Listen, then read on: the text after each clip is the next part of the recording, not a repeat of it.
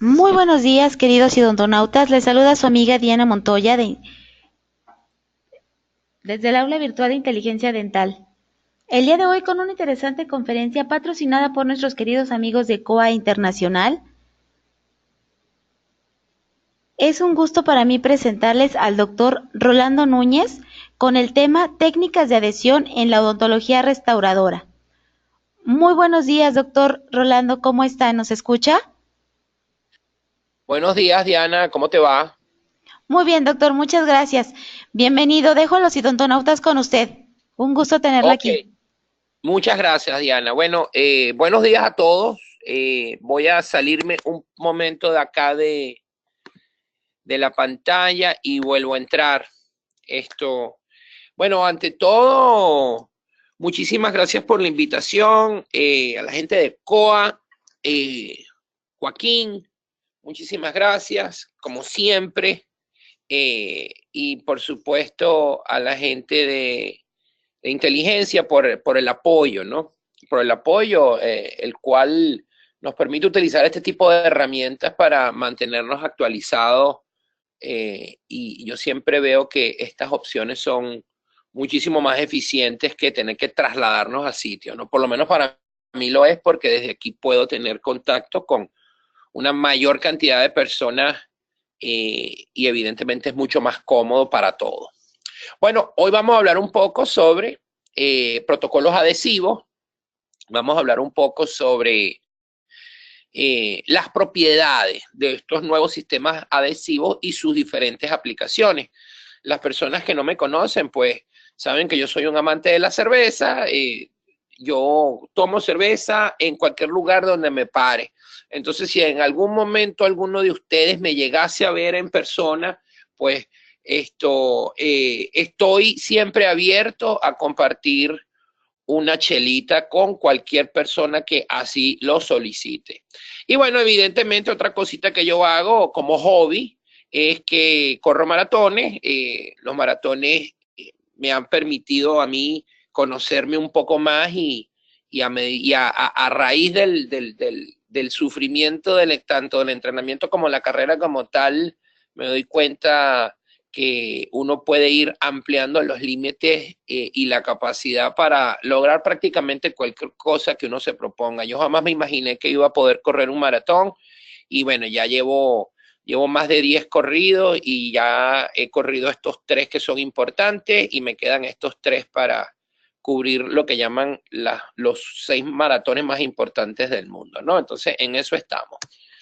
Eh, esta diapositiva aquí que dice existen innovadores y existen críticos. Los críticos no son recordados jamás. Esta es una palabra, es una frase que le quito prestado al doctor Edward McLaren.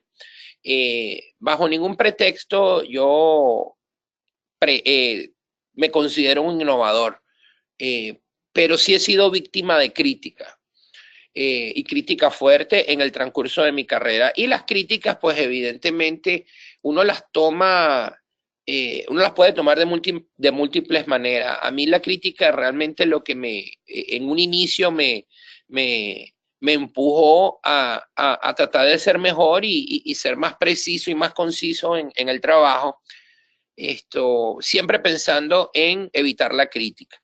Eh, o de generar menos crítica. A medida que fui avanzando en el trabajo y generando nueva información, fui más criticado.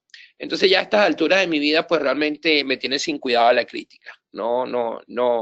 Realmente no tiene ningún tipo de impacto sobre lo que hago, pero sí sé que las personas que critican y no aportan o que no proponen algún tipo de solución, no los recuerda a nadie.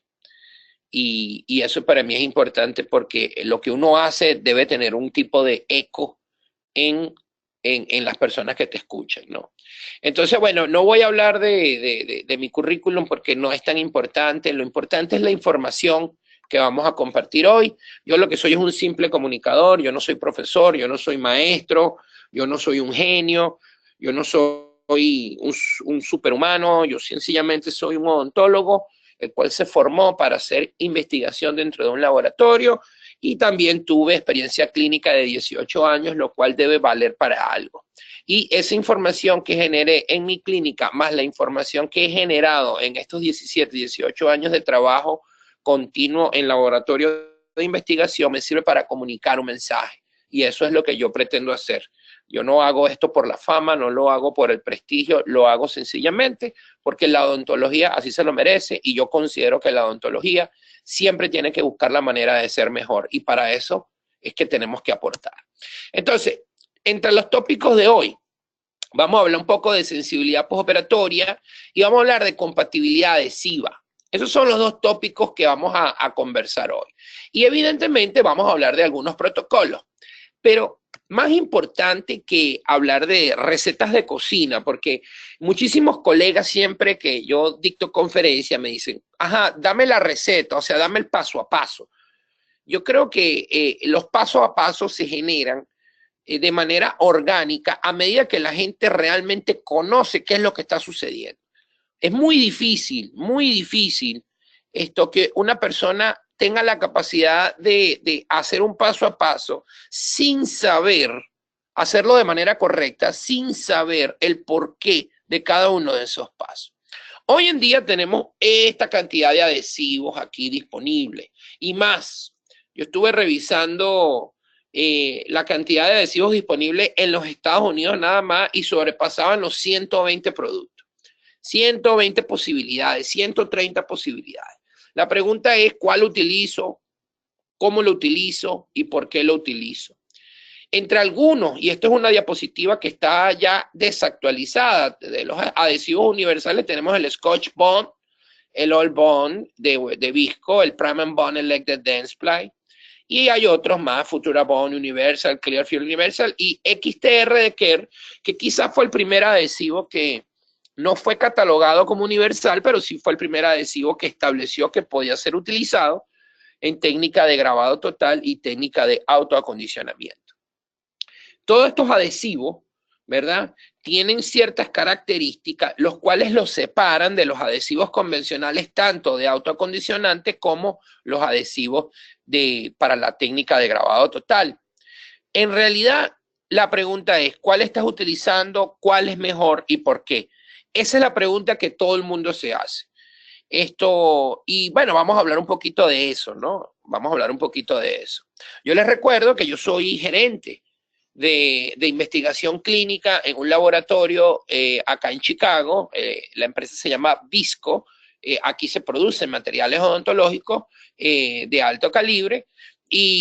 Pero más importante que el producto, nosotros siempre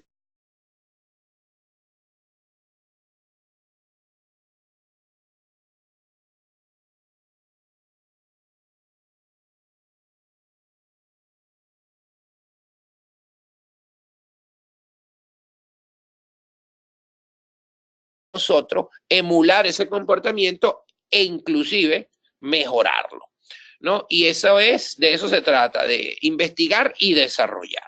Y eso es lo que nosotros. Entonces, todos los materiales que están siempre disponibles en el mercado, nosotros los probamos, los torturamos, los llevamos al extremo para ver dónde están los espacios para mejorar, independientemente de la marca. ¿Ok?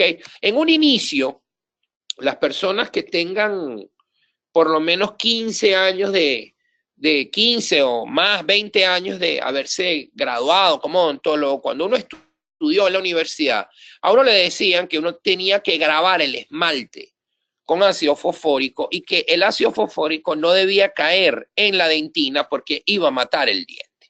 Esto es una realidad de lo que es la metodología de enseñanza de la universidad en función de lo que había disponible en ese momento. Yo aprendí eso. Lo que sucedió fue que después, a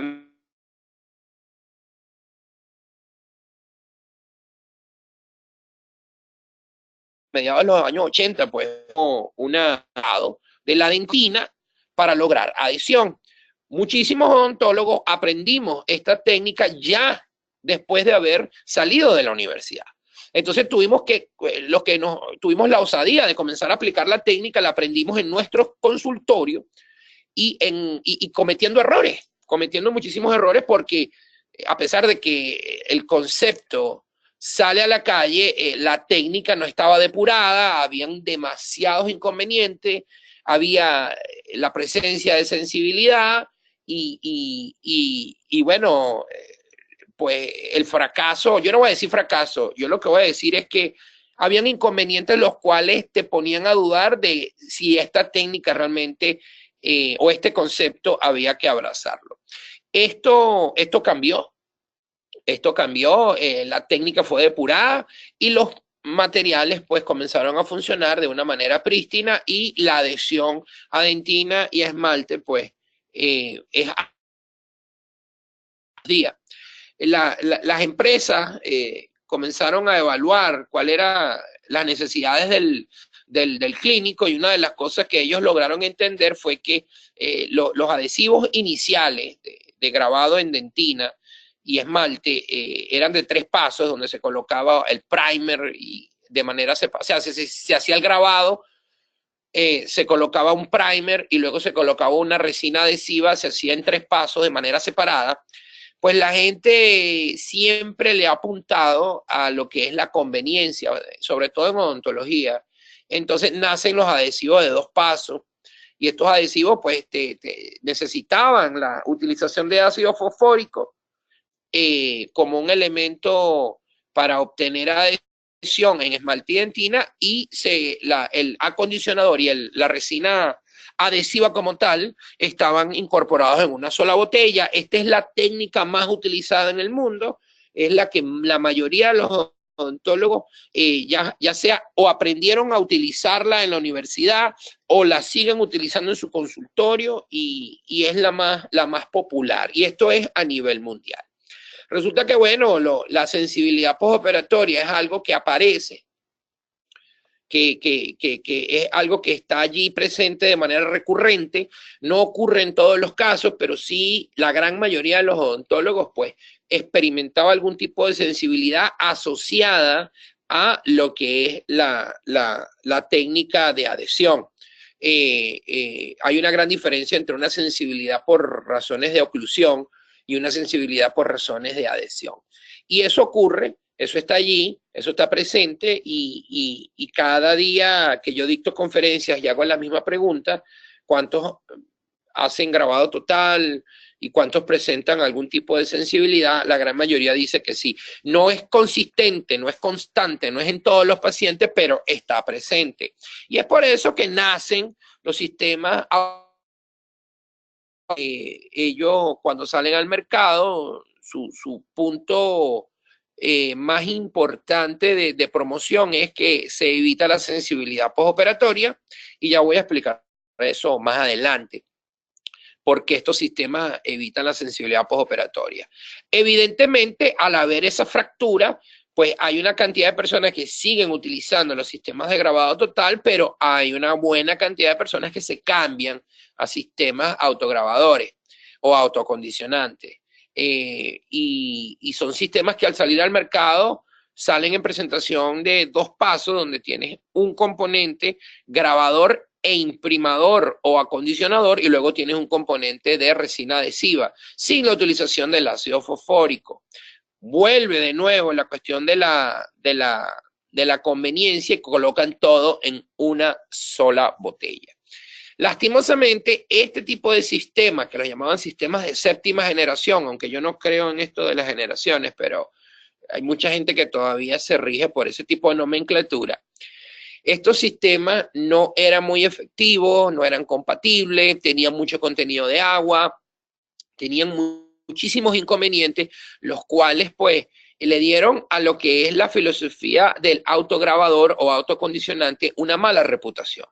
El odontólogo no la rechazó, no en general, pero sí hubo un rechazo, muchos conferencistas habló de lo malo de este tipo de productos, pero una cosa es el producto y otra cosa es la idea. La idea del producto es buena, fue buena. Un sistema que no necesitase del ácido fosfórico para lograr adhesión es buena, la idea es buena. Lastimosamente, se puede lograr adhesión a dentina con sistema autocondicionante, pero en esmalte es extremadamente complicado porque los patrones de grabado no son precisamente los más indicados. A pesar de que hay literatura que establece que cualquier sistema de esto va a producir buen patrón de grabado al esmalte, pues yo en lo particular considero que en esmalte estos sistemas de autograbado, autoacondicionante no son tan efectivos como el ácido fosfórico. Entonces sale al mercado o al tapete, a la palestra, lo que son las técnicas de grabado selectivo, en donde se utiliza el ácido fosfórico para grabar el esmalte y en donde se utiliza el adhesivo en autoacondicionante para hacer adhesión a esmalte y a dentina, pero vas a obtener una adhesión óptima en ambas superficies. Se toma absolutamente todos estos conceptos que están acá, grabado total, autograbador, grabado selectivo, y se genera una nueva categoría denominados adhesivos universales. Hay quienes están en contra de esto, hay quienes no los establecen de que estos no son lo suficientemente efectivos, que lo mejor son los adhesivos de cuarta generación o de 3 pasos. Miren, yo le voy a decir algo, los adhesivos universales llegaron y llegaron para quedarse. No hay ninguna empresa que esté haciendo ningún tipo de investigación en este momento para desarrollar sistemas de grabado total o sistemas de autoacondicionante de manera única. Toda la investigación se está haciendo para mejorar los adhesivos universales y prácticamente todas las empresas respetables tienen un adhesivo universal como oferta. Ya evidentemente se ha convertido en una cuestión de moda. Habrá muchas empresas que habrán sacado un adhesivo universal para no quedarse atrás. Eso no significa que el adhesivo universal que ellos han desarrollado lo hayan hecho con la precisión con que otras empresas lo han hecho, pero el concepto, me disculpan, el concepto de adhesivo universal llegó y no se va a ir a ningún lado, está aquí y se va a quedar. En términos generales, los adhesivos universales sirven para restauraciones directas e indirectas y sirven las 3 técnicas, grabado total, autograbado y grabado selectivo. ¿Por qué es importante esto? Y voy aquí a apuntarlo. ¿Por qué es importante? Porque con este tipo de material, el odontólogo tiene la flexibilidad, el clínico tiene la flexibilidad de poder utilizar cualquiera de las técnicas que así él considere que debe utilizar en un caso específico sin necesidad de tener varios productos en el consultorio. Con un solo producto puedes resolver cualquier tipo de técnica, ¿ok? A su vez funciona sobre dentina seca y dentina húmeda y hay una adhesión interesante a algunos sustratos, no a todos, pero a algunos sustratos restaurativos, sustratos para hacer restauraciones indirectas. En términos generales, cuando son bien utilizados, son compatibles. Entonces, ¿qué es importante para el odontólogo? Hay muchísimos colegas que me dicen que la fuerza de adhesión es importante, hay muchísimos colegas que me establecen que la sensibilidad de la técnica es importante, o sea, qué tan complicado es esto de colocar el adhesivo, la compatibilidad es importante y evidentemente muchísimos colegas me hablan de que a ellos les gusta que el adhesivo funcione como sistema en combinación con un cemento o en combinación con una resina. La fuerza de adhesión es siempre relativa. La sensibilidad de la técnica va en función de lo que es el seguir el protocolo establecido en las instrucciones de uso por el fabricante. Si uno sigue el protocolo, no debería haber sensibilidad de técnica porque uno no puede generalizar la colocación de un adhesivo en función de una técnica, sino uno debe aplicar la técnica, pero siguiendo las instrucciones del fabricante. Es allí donde uno logra realmente disminuir el margen de error. La compatibilidad está relacionada con lo que es el comportamiento químico del material y evidentemente la mayoría de las empresas que ofrecen adhesivos universales poseen cementos y poseen resinas, las cuales son compatibles, aunque yo particularmente soy del pensamiento de que los sistemas deben ser de arquitectura abierta. Es decir, si un odontólogo le gusta trabajar con un sistema de adhesión de una marca comercial, pero le gusta cómo funciona un agente de cementación de otra marca comercial, él debería tener la libertad de poder combinar estos productos para lograr satisfacer lo que son sus necesidades. Eso no es lo que está sucediendo ahorita, es muy delicado y de eso vamos a hablar un poco hoy. La fuerza de adhesión varía en función del tipo de prueba que se realice y en función de el tiempo. En el tiempo. No es lo mismo valores de adhesión inmediato que valores de adhesión en el tiempo, porque los adhesivos se degradan. No todos se degradan de la misma manera, pero se degradan. Hay tres tipos de pruebas que yo realizo. Una se llama cápsula de gelatina número 5, una se llama la fuerza de la prueba de adhesión de Ultradent y hay otra que se llama microtracción. Cuando yo agarro un adhesivo, por ejemplo, vamos a decir Olbon Universal, y yo hago una prueba de adhesión en cápsula de gelatina, obtengo 21 megapascales en promedio. Cuando hago una prueba de adhesión en dentina utilizando el método Ultradent, me va a dar 36.9 en promedio. Y cuando hago microtracción, me da más o menos 53.7 en promedio. Estos son mis valores. ¿Qué significa esto? Que el valor no es absoluto. El valor es relativo a la prueba. Entonces, es probable que uno pueda leer un artículo o pueda leer una publicidad de algún tipo de adhesivo donde lanzan algunos valores, como me ha sucedido, que una vez me dijo un colega, cónchale, pero es que el producto de 3M tiene valores muy bajos de adhesión. Y yo le dije, no, mira, eso no es cierto. El producto de 3M obtiene buenos valores de adhesión. No, pero es que yo leí un artículo donde decía que obtenía 34 megapascales y después leí otro y leí que ¿cómo es que se llama? El adhesivo de Ivoclar me obtenía 44. Entonces, evidentemente, ahí hay una diferencia. Bueno, yo le pregunté a él, ¿en cuál técnica es el artículo que leíste del de 3M y en cuál técnica es el artículo que leíste de Ivoclar? Porque si el de 3M, que te obtuvo 37, 35 megapascales, se hizo técnica de Ultradent, está muy bien. Si se hizo técnica de cápsula de gelatina, está súper excelente, pero si hicieron técnica de microtracción, está muy bajo. Entonces, uno tiene que evaluar los valores adhesivos en función de la técnica y no en función de diferentes fuentes de donde se obtengan los valores. Porque la técnica, la prueba es lo que me va a determinar ¿cómo es que se llama? El valor, pues. No es el artículo, es la prueba. Entonces, grabado total es lo que hacemos lo que hacen la mayoría de los clínicos, colocan ácido fosfórico en esmalte y dentina y luego se procede a la eliminación del ácido fosfórico y a la colocación del sistema de adhesión. Cuando usted hace esto, usted genera varios inconvenientes.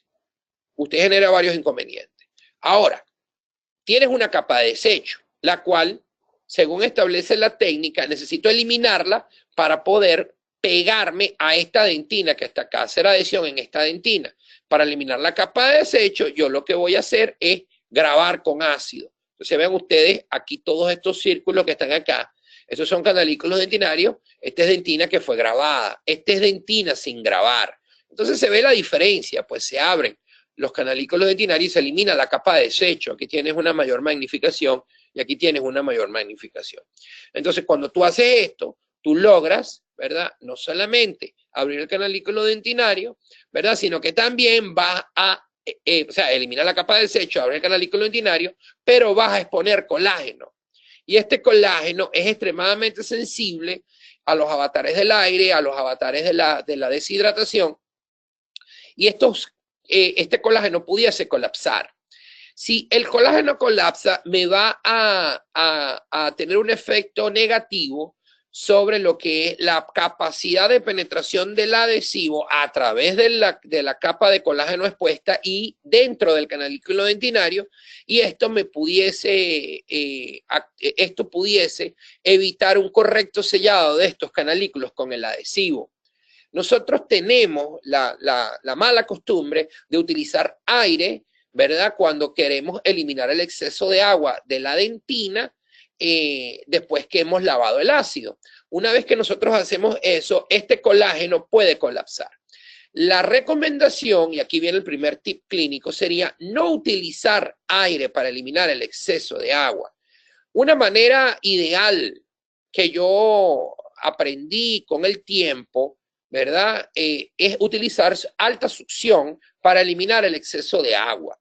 Y de esta manera la dentina siempre queda húmeda y no voy a colapsar las fibras colágenas. Otra manera es utilizando torundas de goma espuma, ¿verdad? La cual va a absorber el agua, pero no va a colapsar el colágeno porque no voy a utilizar aire. Entonces tienes esas dos cosas allí. Yo he conseguido que la succión funcionó extremadamente bien para eliminar el exceso de agua y nunca me preocupé por utilizar aire para la eliminación de este exceso una vez que se lavó el ácido fosfórico. Yo necesito mantener este colágeno en buenas condiciones. Cuando yo seco el colágeno, ¿verdad? O seco la dentina con aire, este colágeno que se encuentra así, que este es colágeno húmedo, ¿verdad? Él colapsa. Y al colapsar, el adhesivo no es capaz de penetrar a través de las fibras colágenas y dentro del canalículo, sino que lo que va a conseguirse es una pared, así como esto que está acá. El adhesivo se consigue una pared y hay una disminución de la capacidad de difusión. ¿Qué pasa si yo no sello los canalículos dentinarios? Hay una teoría que se denomina la teoría hidrodinámica del doctor Martin Brandstrom, hidrodinámica de la sensibilidad. Esta teoría fue publicada al inicio de los años 70 en el Journal de Endodoncia Escandinavo. El doctor Martin Brandstrom establece que dentro del canalículo dentinario hay unas prolongaciones odontoblásticas y estas prolongaciones odontoblásticas se dirigen desde el canalículo dentinario y terminan en lo que sería el odontoblasto que se encuentra en la periferia de la pulpa. O digámoslo al revés, nacen en el odontoblasto y se extienden a través del canalículo. Ellas se encuentran inmersas en el canalículo donde hay fluido canalicular y todo lo demás. Y cuando hay un estímulo externo, ya sea por un cambio de pH, un cambio de presión o un cambio de temperatura, este estímulo viaja a través del canalículo dentinario y llega hasta el odontoblasto. ¿Y qué es lo que hace? Estimula, ¿ok? Y la reacción es dolor. Si yo no sello el canalículo dentinario, va a haber un estímulo de esas prolongaciones. Esta es una teoría, pero es una teoría que realmente explica de manera muy concisa esta sensibilidad y es muy, pero muy aceptada. Entonces, yo debo garantizar el sellado de estos canalículos para evitar la sensibilidad. Entonces, desde el punto de vista de técnicas adhesivas, es necesario considerar esto si se está haciendo grabado con ácido fosfórico en la dentina. ¿Ok? Con el grabado total, la técnica es sensible. Bueno, hay muchísimos inconvenientes con esto de mantener la dentina húmeda, porque el concepto de dentina húmeda es extremadamente abstracto, es subjetivo a cada clínico. Lo que es húmedo para una persona pudiese ser con exceso de humedad para otro, pudiese ser seco para otro. Entonces, es una visión abstracta, una visión subjetiva. ¿Ok? La humedad apropiada es difícil de adquirir, de obtener. Yo recomiendo el uso de la succión para de esta manera obtener esa humedad apropiada. Y evidentemente la sensibilidad postoperatoria es algo que está allí presente. Si no sabemos controlar la humedad apropiada del diente, de la dentina específicamente, una vez que se ha hecho el lavado del ácido fosfórico que se utilizó para hacer la técnica adhesiva con grabado total. El autocondicionante te da como beneficio que no vas a eliminar la capa de desecho, por ende, no vas a abrir los canalículos dentinarios por ende no debería sufrir sensibilidad postoperatoria. Entonces, desde el punto de vista de sensibilidad postoperatoria, los sistemas autocondicionantes son mucho más efectivos que que los de grabado total. A pesar de que hay estudios que establecen que no hay diferencia. Mira, yo creo que sí hay diferencia porque eso me lo demuestra el público a quien yo le dicto conferencias todo el tiempo y que es un público que es sencillamente el odontólogo que está en la calle practicando la odontología todos los días.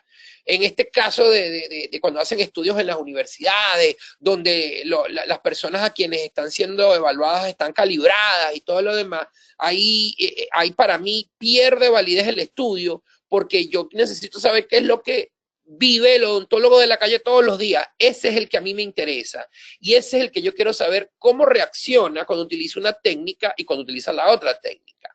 La técnica autocondicionante disminuye la sensibilidad. Eso es un hecho. Y eso no lo puede debatir nadie, porque eso lo puedo demostrar yo en cualquier auditorio donde le haga la pregunta de rigor a las personas. Ahora, ¿cuál es el problema de la técnica autocondicionante? Que en el esmalte yo no voy a lograr un buen patrón de grabado. Yo necesito tener un buen patrón de grabado en el esmalte para poder obtener una adhesión óptima al esmalte. Óptima. Y estos sistemas autocondicionantes no me lo permiten. Los sistemas adhesivos universales no me lo permiten. Ellos van a crear un patrón de grabado, pero no es el ideal. Lo ideal es que uno realmente logre ese patrón de grabado de otra manera. Con la técnica de autograbado, la adhesión al esmalte es defectuosa y hay problemas de incompatibilidad. Pido disculpas por la desorganización de las diapositivas. Lo que pasa es que cuando hago este tipo de eventos, se me desconfiguran un poco las diapositivas. ¿Ok? Esta es la técnica ideal. Grabado selectivo, en donde colocamos el ácido en el esmalte nada más, lavamos ese ácido, lo dejamos en esmalte entre 20 y 30 segundos, entre 15 y 20 segundos. Yo creo que a partir de 15 segundos hasta 20 segundos es suficiente. Se lava y luego se coloca el adhesivo universal en esmalte y dentina. ¿Qué vas a lograr? Aquí, ¿qué vamos a lograr?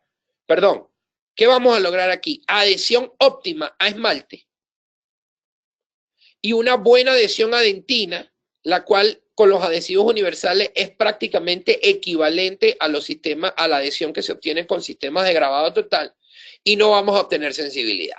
Esto para mí es la técnica optimizada. Entonces, como estamos hablando de técnicas adhesivas, aquí tienen esta técnica. Grabado selectivo, utilizando un sistema de adhesivo universal. ¿Ok? Eso es bien importante y yo quiero que ustedes se lleven esta información, la digieran y, ¿por qué no?, comenzaran a pensar en aplicarla. Porque lo que si están en algún momento, si ustedes están haciendo grabado, o sea, de manera rutinaria, grabando con ácido fosfórico la dentina, estoy prácticamente seguro que en algún momento han tenido inconvenientes de sensibilidad. Bueno, la manera para evitar la sensibilidad es esta, ¿ok?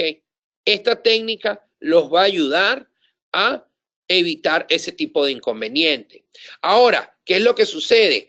En los ácidos que vayamos a utilizar para esta técnica tienen que ser ácidos que se queden sobre el esmalte y que no se corran, como aparece en esta fotografía, que no se escurran hacia la dentina, porque la idea es no grabar la dentina. Los adhesivos universales me ofrecen una versatilidad, que es que ellos funcionan como cualquiera de las dos técnicas, grabado total y autoacondicionante. Entonces, si yo acá tengo la capacidad de limitar la colocación del ácido al esmalte nada más, perfecto. Entonces, el adhesivo funcionaría en esmalte como grabado total y en dentina como autoacondicionante. Ahora, si a mí se me escurre un poco, como se puede observar en esta foto, el adhesivo universal no va a tener inconveniente en hacer adhesión a la dentina que se grabó y simultáneamente hacer adhesión a la dentina que no se grabó. Esto ocurre de manera más a menudo de lo que uno se imagina, porque, bueno, la limitación de la colocación del ácido al esmalte solamente no es tan fácil. El ácido debe tener cierta característica, debe ser un ácido tixotrópico, debe ser un ácido que sea más viscoso, que no sea tan líquido. Y de esa manera lo podemos controlar. Pero siempre podemos incurrir en el error de grabar dentina, pero el uso de los adhesivos universales me garantiza la adhesión independientemente si el ácido se escurre a dentina o no. Y en esmalte siempre la vamos a obtener una adhesión óptima si grabamos con ácido fosfórico. Entonces aquí está. Si el ácido fosfórico es fluido, este pudiese llegar a dentina. Esto es importante. Esto es importante no por el problema de que la técnica no se vaya a obtener la adhesión, sino que la idea es evitar la eliminación de la capa de desecho para de esta manera evitar la apertura de los canalículos dentinarios, para de esta manera evitar una posible sensibilidad. Cuando nosotros grabamos la dentina con ácido fosfórico, también se produce la activación de las metaloproteinasas, y eso es algo que apenas lo voy a tocar de manera muy somera. Okay, las metaloproteinasas son unas enzimas que tienen capacidad de lo que es ¿cómo se llama? La lisis colágena en el tiempo. Y esto pudiese tener un efecto sobre el mantenimiento de la capa adhesiva en el tiempo. Nosotros tenemos que evaluar, ¿verdad? Y entender que cuando nosotros grabamos la dentina con ácido fosfórico se activan estas enzimas. Y es por esto, por este hecho, que es necesario aplicar clorhexidina una vez que se grabó la dentina con ácido fosfórico. Es obligatorio utilizar clorhexidina para desactivar a estas enzimas. Una vez que se aplica la clorhexidina, se deja allí durante 20 segundos, se elimina el exceso de clorhexidina con succión y luego se coloca el adhesivo. Eso es muy importante, sobre todo para aquellas personas que están haciendo grabado total. Esta es otra razón por la cual sería interesante no utilizar ácido fosfórico en dentina para evitar la activación de este tipo de enzimas. ¿Ok? La realidad es que los adhesivos universales funcionan en restauraciones directas, todos funcionan en restauraciones indirectas al ser fotocurado, y todos funcionan en grabado total, autograbado y grabado selectivo. Algunos funcionan con su propio cemento y algunos funcionan sobre algunos sustratos. No son tan versátiles como las compañías nos los quieren vender, porque no lo son. Tienen sus limitaciones, pero evidentemente son muchísimo más versátiles que sus predecesores. Hay un desarrollo de estos sistemas. Estoy seguro que van a mejorar. Van a mejorar, porque sí, porque es la evolución del producto. Y entonces esto es una avenida la cual se está abriendo, es una avenida en la cual todas las empresas que estamos involucrados en el desarrollo adhesivo estamos explorando y buscando la manera no solamente de optimizar, sino de mejorar los sistemas para ofrecer una adhesión más duradera y una adhesión muchísimo más predecible. El gran problema de la adhesión no es la adhesión inmediata. Todos los sistemas adhesivos obtienen valores de adhesión inmediata parecidos. El gran problema es la adhesión en el tiempo. ¿Qué sucede con la capa de adhesión en el tiempo? ¿Cómo se degrada? Porque se va a degradar. Pero ¿cuál se degrada más y por qué?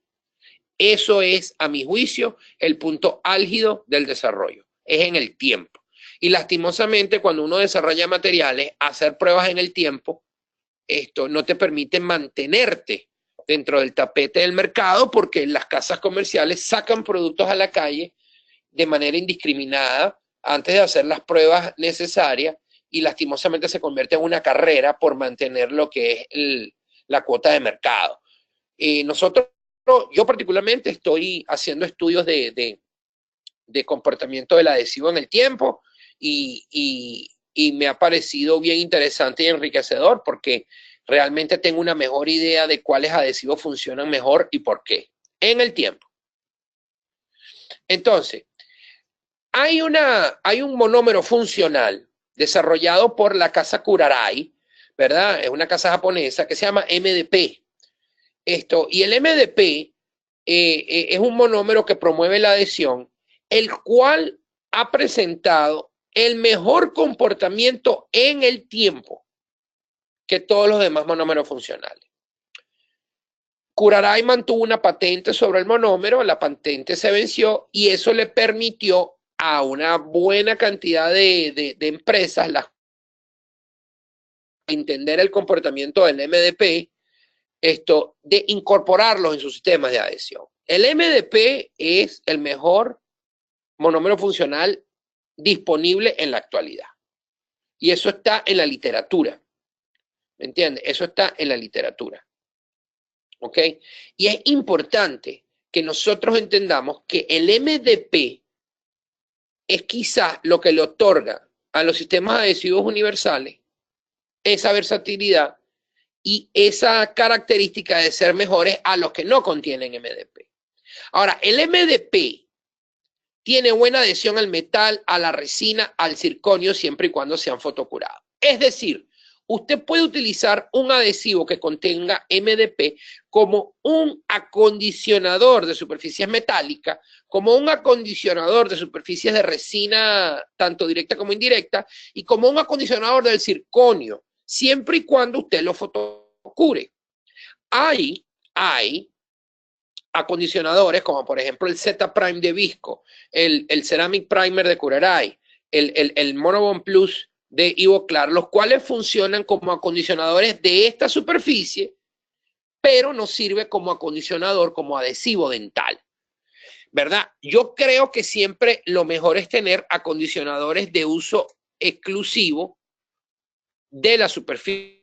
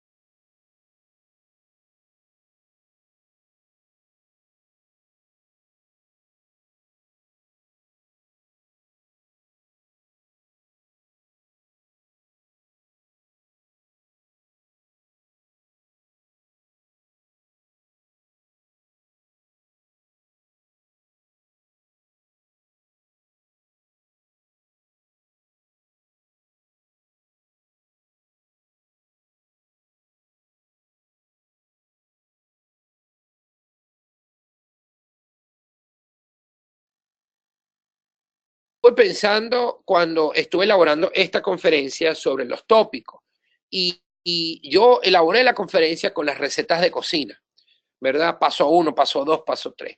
Y yo siento que las recetas de cocina en este tipo ¿cómo es que se llama? De conferencia, o cuando tengo una conferencia que dura menos de 4 horas, yo no pongo recetas de cocina. Cuando alguien se sienta durante 8 horas a escuchar lo que yo tengo que decir, yo le doy la receta de cocina, que es como un premio, porque escuchó absolutamente toda la química que yo tenía que compartir. Esto probablemente se haya quedado dormido varias veces durante la conferencia, lo cual es completamente válido. Entonces el premio al final de la conferencia es que coloco 5 o 6 diapositivas con recetas de cocina, paso 1, paso 2, paso 3, ingredientes necesarios y la elaboración del plato como tal, ¿no? Voy a hablarles de lo que es la compatibilidad adhesiva, y esta compatibilidad es de origen químico. ¿Y por qué es importante? Porque le va a permitir a usted de manera racional tomar decisiones de cuál adhesivo utilizar para las restauraciones indirectas. El primer concepto que voy a tocar acá es que todos los materiales odontológicos de origen resinoso polimerizan a través de una reacción de adición generando radicales libres. Esto es importante, radicales libres. Si no hay radicales libres, no existe la polimerización. ¿Ok? Si no tengo la generación de radicales libres, no existe la polimerización. Yo tengo resinas compuestas fotocuradas, autocuradas y de curado dual. Cuando digo resina compuesta autocurada y de curado dual, me refiero a cementos y reconstructores de muñones. ¿Ok? Cuando hablo de resinas compuestas fotocuradas, me refiero a resinas compuestas de tipo restaurativo y también a ciertos reconstructores de muñones, estos que son fotocurados, y ciertos cementos que son fotocurados específicamente para las carillas. ¿Ok?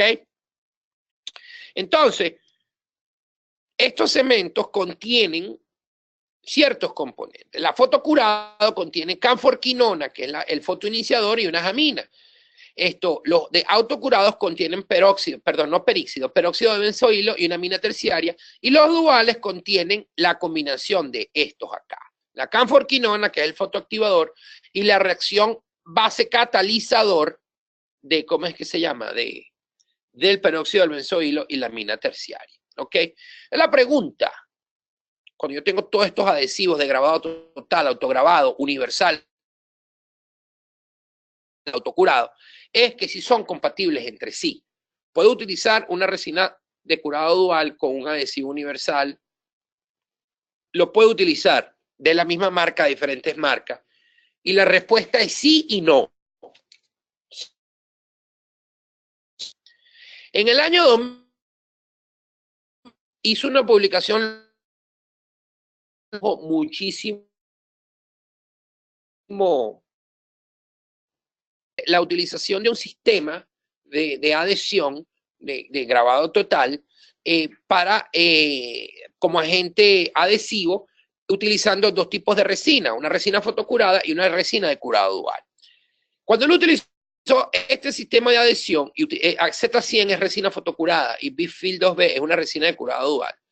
Y él utilizó la resina de curada, perdón, este es autocurada. Él utilizó esta resina autocurada con este sistema de adhesión. El valor de adhesión adentina fue de 0. Allí se levantan, ¿no? La adhesión.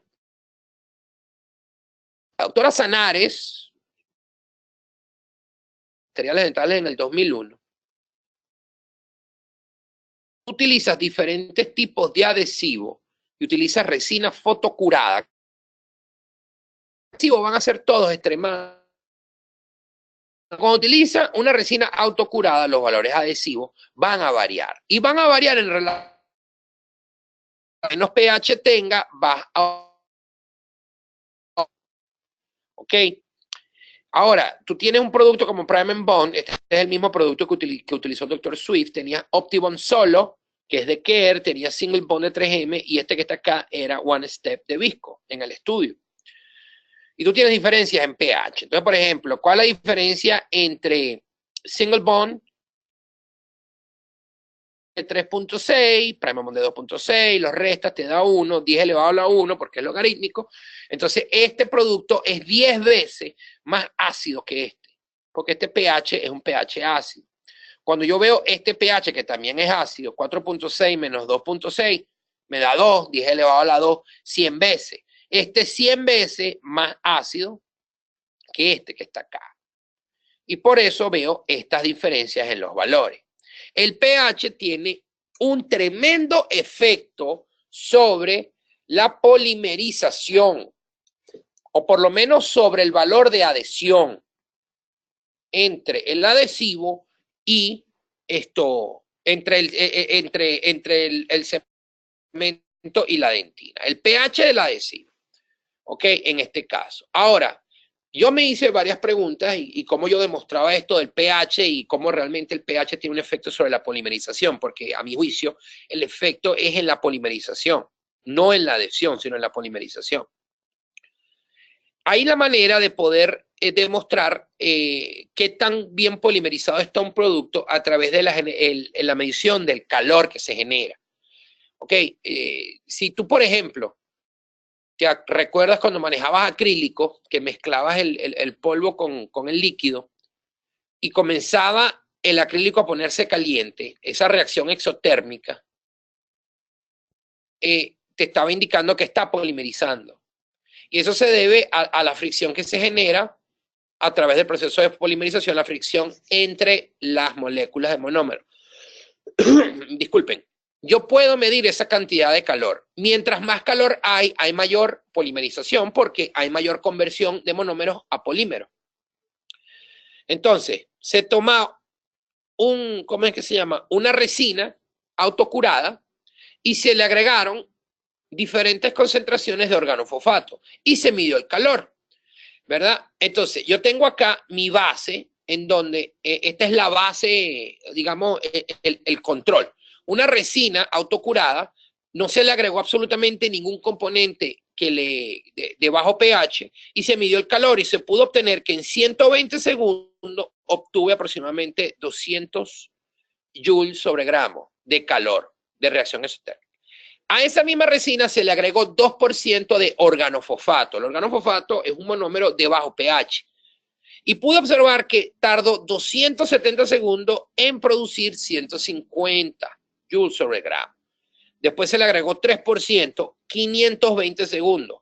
Y 4% no hubo reacción. Es decir, mientras mayor fue el porcentaje de organofosfato o mientras mayor fue la inducción o la introducción de un material de bajo pH,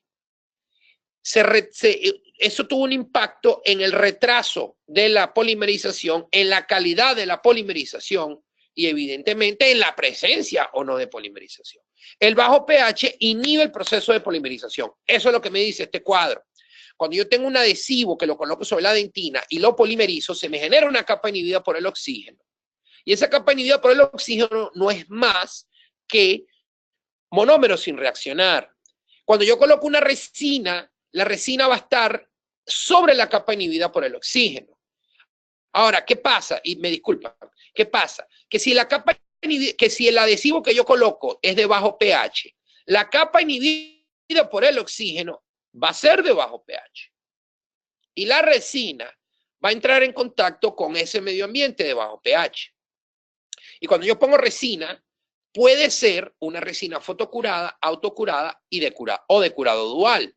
Ahora, ¿qué sucede? Que el bajo pH tiene un efecto sobre las aminas terciarias, las desactiva. Y al desactivar el proceso de polimerización, no va a haber unión entre lo que es el cemento o la resina de curado dual o el reconductor de muñón y el adhesivo como tal. Aquí tienes la amina terciaria que contiene este par de electrones libres acá y cuando esto está en bajo pH, esto tiene una carga negativa. En un ambiente bajo pH tiene una carga positiva porque está llena de protones. Entonces, por una cuestión de unión por diferencial de carga, la amina terciaria se transforma en una amina cuaternaria y ahora yo no tengo este par de electrones libres que necesito para la generación de radicales libres. Y esto ocurre a la amina terciaria, es decir, en cualquier material que sea de curado dual o autocurado. En los materiales o resinas compuestas